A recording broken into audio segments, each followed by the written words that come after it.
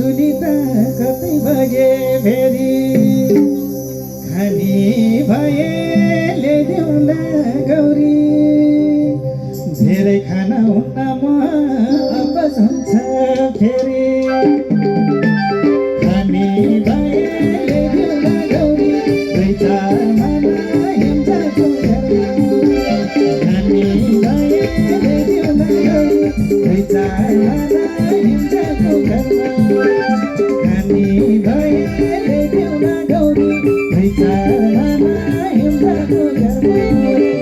दुई चार माना हिउँदको घरमा